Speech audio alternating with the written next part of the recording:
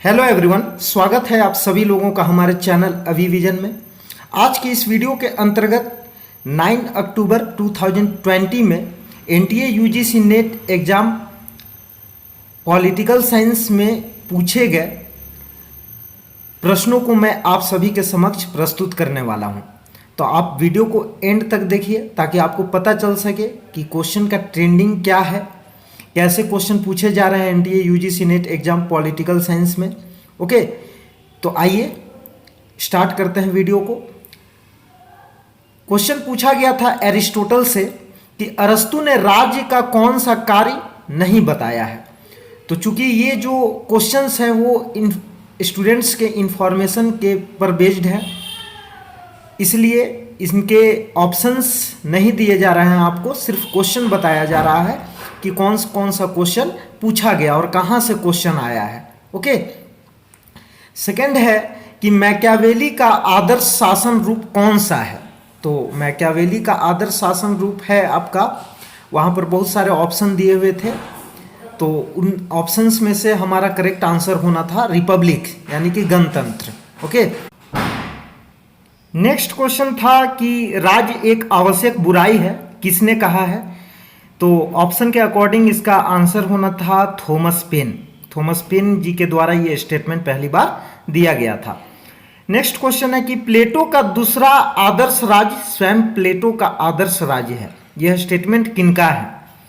तो इस क्वेश्चन का आंसर हमें भी नहीं मालूम है, आई डोंट नो। यदि आपको पता है तो आप कमेंट बॉक्स में इस क्वेश्चन का आंसर मेंशन कर सकते हैं।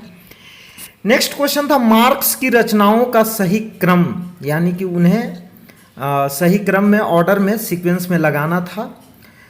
नेक्स्ट क्वेश्चन है सत्याग्रह और निष्क्रिय प्रतिरोध में क्या अंतर है। ओके, और इससे संबंधित जो है वो ऑप्शन आपके दिए हुए थे। तो अभी तो यहाँ पे ऑप्शन नहीं पता हमको कि कौन कौन से ऑप्शन थे, तो ऑप्शन के अकॉर्डिंग क्या इसका आंसर होगा वो तो पेपर आने के बाद ही पता चलेगा। अगाना सूत्र से भी क्वेश्चन पूछा गया था आपके एग्जाम में। फतवा ए जहांदरी में बर्नी ने क्या बताया है, ये स्टेटमेंट बेस्ड क्वेश्चन था।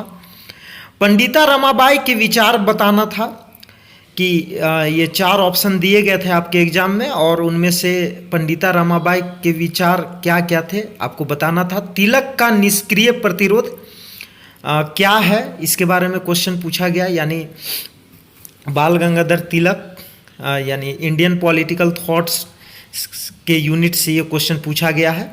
रविंद्रनाथ टैगोर की रचना गीतांजलि की विषय वस्तु क्या है, ये क्वेश्चन पूछा गया है इंडियन पॉलिटिकल थॉट के यूनिट से। रामास्वामी नायकर ने सर्वप्रथम किस पार्टी में सम्मिलित हुए, तो ये भी आपके इंडियन पॉलिटिकल थॉट से क्वेश्चन पूछा गया है। एम एन रॉय के मार्क्सवादी विचार बताइए, ये भी इंडियन पॉलिटिकल थॉट से क्वेश्चन पूछा गया है। नेक्स्ट क्वेश्चन पूछा गया था कि किसने पंचायती राज संस्थाओं को नकारा है। तो उसमें बहुत सारे ऑप्शन दिए गए थे, जिनमें एक ऑप्शन था भीमराव अंबेडकर। ओके, तो हमें शायद लगता है कि भीमराव अंबेडकर ही होना चाहिए इसका करेक्ट आंसर, क्योंकि पंचायती राज संस्थाओं को वही इग्नोर करते हैं। नेक्स्ट है किसने 1857 की क्रांति को प्रथम स्वतंत्रता संग्राम की संज्ञा दी। ओके, तो ये बहुत इंपॉर्टेंट क्वेश्चन है, पूछा गया था, आप चेक कर लीजिएगा गूगल करके। हिंदुत्व शब्द को किसने परिभाषित किया। नेक्स्ट क्वेश्चन ये भी पूछा गया था कि किस देश का अलिखित संविधान है। ओके, नेक्स्ट क्वेश्चन पूछा गया था कि किस देश का अलिखित संविधान है, यानी किस कंट्री में अनरिटन कॉन्स्टिट्यूशन है। तो ऑप्शन के अकॉर्डिंग इसका आंसर क्या होगा वो तो ऑप्शन ही बताएगा, क्योंकि बहुत सारे कंट्री हैं जहां पे अनरिटन कॉन्स्टिट्यूशन है। नेक्स्ट क्वेश्चन था कि उपभोक्ता संरक्षण अधिनियम 2019 कब पारित हुआ। अगला क्वेश्चन है कि प्राक्कलन समिति, लोक लेखा समिति, अस्थायी समिति को क्रमानुसार लिखना था कि कौन सी समिति कब आती है। ओके, तो ये इंडियन पॉलिटी से क्वेश्चन पूछी गई है। आईएमएफ यानी इंटरनेशनल मॉनिटरी फंड, अंतर्राष्ट्रीय मुद्रा कोष के बारे में सत्य कथन बताना था, स्टेटमेंट बेस्ड क्वेश्चन, यानी कथन से संबंधित क्वेश्चन इसमें पूछा गया है कि आईएमएफ के द्वारा आईएमएफ के बारे में कुछ स्टेटमेंट दिए हुए थे, आपको बताना था कि इनमें से कौन सा स्टेटमेंट सही है।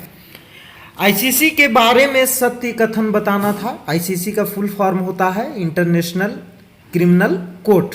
ओके, तो इसके बारे में सही कथन कौन सा है, 4 ऑप्शन आपके दिए हुए थे एग्जाम में, तो उसको बताना था कि कौन सा कथन सही है। कौन सा लोकतंत्र शासन का प्रकार है, ये क्वेश्चन भी पूछा गया था। सर्वसत्तावादी शासन की विशेषताओं से क्वेश्चन पूछा गया था आपके एग्जाम में। न्यायिक सक्रियता का उल्लेख संविधान के किस अनुच्छेद में किया गया है, ये भी क्वेश्चन आपके एग्जाम में, यानी जुडिशल एक्टिविज्म से भी क्वेश्चन पूछा गया है। आर्टिकल 19 में वर्णित स्वतंत्रता का सही क्रम क्या है, उसको लगाना था आपको सही क्रम में, सीक्वेंस में। कौन सी शक्ति राज्यसभा की विशिष्ट शक्ति है, तो आपका स्पेशल पावर क्या दिया गया था, कुछ जो राज्यसभा को, उसके बारे में क्वेश्चन था। उत्तर आधुनिकतावाद के लेखक कौन हैं, तो आपको बताना था, जैसे कि जैक्स डेरिडा और रिचर्ड एशले आपके इंटरनेशनल पॉलिटिक्स के अंतर्गत उत्तर आधुनिकतावाद के स्कॉलर हैं। नीति आयोग के प्रथम अध्यक्ष कौन है, तो ये बहुत इजी क्वेश्चन था, Narendra Modi.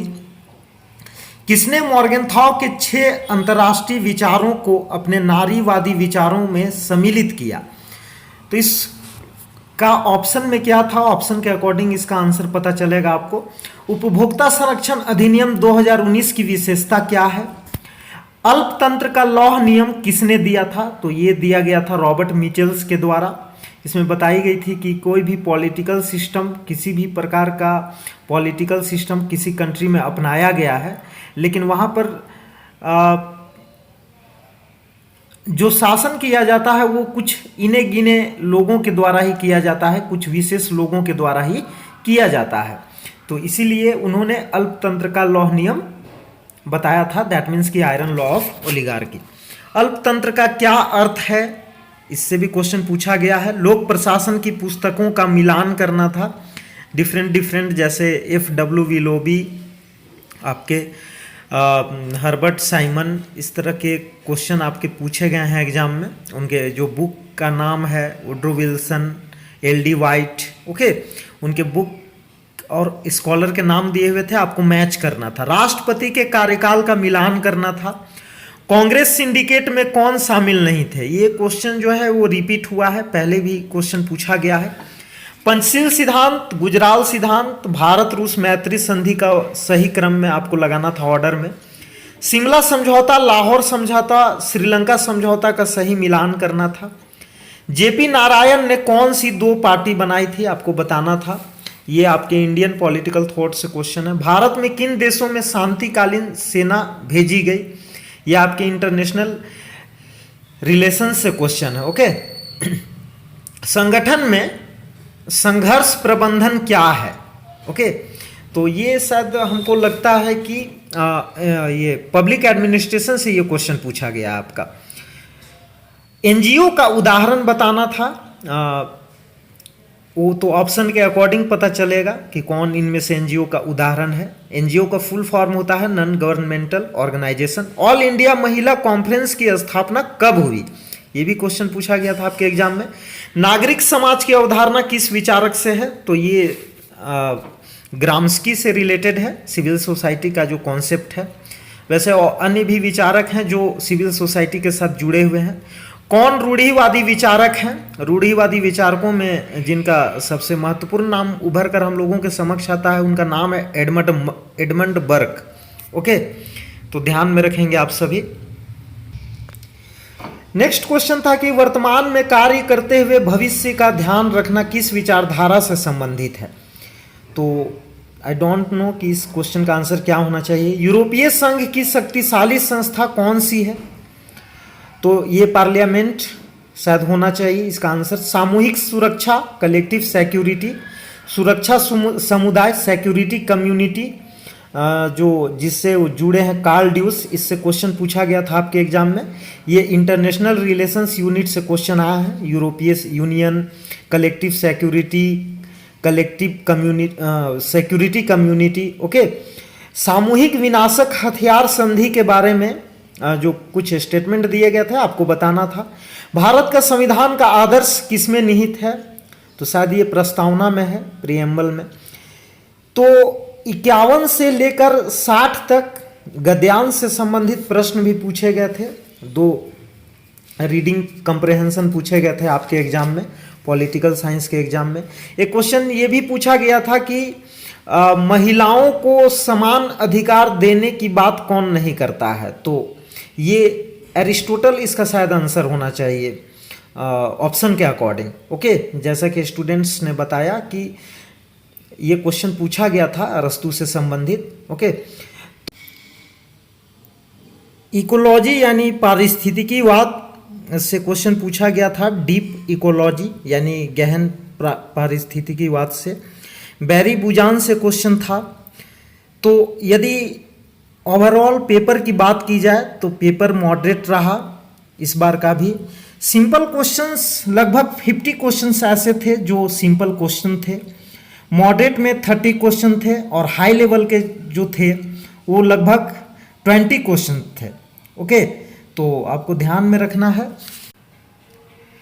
Students, NTA UGC NET exam political science 2020 के अंतर्गत इस बार पॉलिटिकल साइंस एग्जाम पेपर में एसर्शन और रीजन से लगभग 30 क्वेश्चन पूछे गए, जबकि हर बार एग्जाम में लगभग 7 से 8 क्वेश्चन पूछे जाते रहे प्रीवियस ईयर में। तो ये अपने आप में बहुत बड़ी संख्या है। लगभग 30 क्वेश्चन एसर्शन और रीजन से पूछे गए हैं, अभिकथन और कारण से। और एसर्शन और रीजन के क्वेश्चंस को तभी सॉल्व कर सकते हैं कैंडिडेट जब उनका कॉन्सेप्ट कंप्लीटली क्लियर हो। तो इसीलिए ये अपने आप में बहुत बड़ी बात है। तो आप ध्यान में रखेंगे कि क्वेश्चन का ट्रेंडिंग क्या है, किस तरह से क्वेश्चन पूछे जा रहे हैं एग्जाम में, ताकि आपको एक आइडिया मिलेगा कि आपको किन क्वेश्चंस के ऊपर, किन टॉपिक के ऊपर फोकस करना है, ताकि आप आने वाले यूजीसी नेट एग्जाम में बेहतरीन अंक प्राप्त करके यूजीसी नेट और जेआरएफ को क्रैक कर सके। तो ध्यान में रखेंगे। तो फ्रेंड्स, आज के लिए इतना ही। यदि आपको हमारी यह वीडियो अच्छी लगी हो तो इस वीडियो को अधिक से अधिक लाइक करें, कमेंट करें और इस वीडियो को अपने सारे उन दोस्तों के साथ शेयर भी करें जो UGC NET exam political science की प्रिपरेशन कर रहे हों। ओके, ताकि उन्हें भी पता चल सके कि किस तरह से क्वेश्चन पूछे जा रहे हैं, क्वेश्चंस के ट्रेंडिंग क्या है। ओके, तो ध्यान में रखेंगे आप सभी। और यदि आप चैनल पर नए हैं तो हमारे चैनल को सब्सक्राइब कर लीजिए for all the daily political science video updates. और UGC NET exam political science से रिलेटेड मैं सारी अपडेट्स मैं अपने इस चैनल पर देता रहता हूं, तो इसलिए हमारे चैनल को जरूर सब्सक्राइब कर लीजिए। बेल आइकन को भी प्रेस कर लीजिए ताकि हमारे द्वारा बनाई गई हर वीडियो की नोटिफिकेशंस आपको मिलती रहे। दोस्तों, पॉलिटिकल साइंस के इम्पॉर्टेंट टॉपिक्स के ऊपर मैंने बहुत सारी वीडियो को अपलोड कर रखी है अपने चैनल के प्लेलिस्ट पर, आप जाकर देख सकते हैं। और friends, NTA net political science के आने वाले एग्जाम के लिए भी मैं पॉलिटिकल साइंस के इम्पॉर्टेंट टॉपिक के ऊपर आपको वीडियो प्रोवाइड करता रहूँगा। ओके, तो इसलिए आप हमारे चैनल को सब्सक्राइब कर लीजिए, बेल आइकन को भी प्रेस कर लीजिए ताकि हमारे द्वारा बनाई गई हर पॉलिटिकल साइंस वीडियो की नोटिफिकेशंस आपको मिलती रहे। तो आज की इस वीडियो को देखने के लिए आपको बहुत बहुत धन्यवाद।